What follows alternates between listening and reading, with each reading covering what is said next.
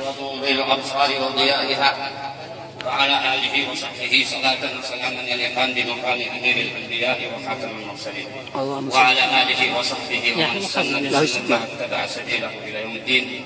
أما بعد، أيها الحاضرون والسامعون جميعا، باسم راعي الحفل وجميع أبناء الظلم نكرر ترحابي بكم، وهللتم أهلا ونزلتم سهلا، وباسم الجمع جميعا نهدي إلى اللسان أغلى وأسمى وأفضل وأكمل آيات التهاني والتبريكات، وهم ياسر عبد القائد وعبد الرحيم قائد محمد وعفيف عبد أحمد. الجميع نجف إليهم باقات من الورود وأمنيات بدوام السرور، وأحببت أن أشارك في كلمات متواضعة. أقول: تنتابني قهرا علي حواجسي، فسهرت ليلي والسماء مؤانسي، وقفت وذقت ذرعا ببعض ملابسي، لما انشغل فكري وفارق للمنام، لأن الهواجس أقبلت جوا تطير، تسابق الإرسال أمواج الأثير، لا تبالي بالتحالف والنفير، وتداخلت لدي القوافي والكلام. رأيت الظلم في الليل نارا يشتعل، ومثله جحدوب والإشراف هذا قد فعل، والعظ نارية سريعا تشتعل، والعظ نارية سريعا تنتقل، معا في الجو، مع لون الرصاص في السجام. المتكلم ضيف والسامع مضيف، فإن كان في شعري ركاك أو سخيف. المتكلم ضيف والسامع مضيف، فإن كان في شعري ركاك أو سخيف، ففرحتي بعبد الرحيم وياسر وعفيف ضيعت مني الرسانة والنظام.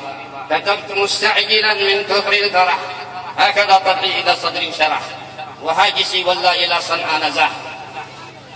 متفاعلا مع الأحداث تواق للسلام، أستأذن الجمهور هذا والحضور إني إذا كملت والدنيا سكور، وإلا فسوف أصمت وسامعي محذور، وسأنقذ التأليف نبذا، وسيكون منهم لي تنبيه مهام. يا راية الترحيب علي واخفقي، يا ورود الريح فوحي واحلقي، رحبي بالضيف من بيت الفقي، وقولي لهم أهلا ومرحبا يا كرام. مرحبا بإبراهيم والشيخ الأسد محمد رمز عزلتنا، به الكل اتحد، سلام يفوق أيضا، سلاما يفوق أيضا الحصر أيضا والعدد. لما أتوا الأفواج إلى أرض الظلم، لما أتوا الأفواج إلى أرض الظلم، أهل الكرم والجود منهم يفتهم، لأن الجود في الأجداد علم، فالأصل بحر الجود والفرع هما. أقول للعرسان مبروك يا أسود، امضوا على نهج الأبوة والجدود، وليحمكم ربنا شر الحسود، ويزين وجوهكم بالابتسام.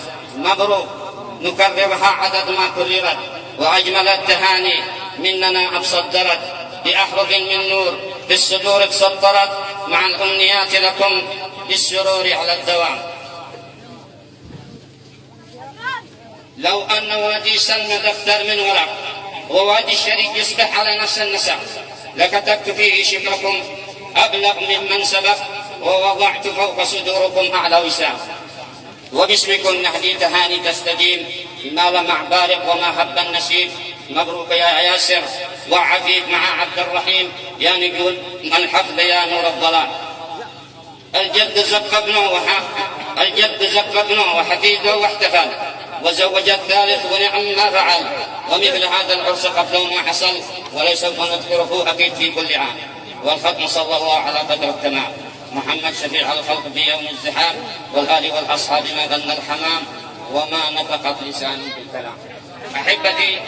أحبتي أيها الحاضرون والسامعون جميعا،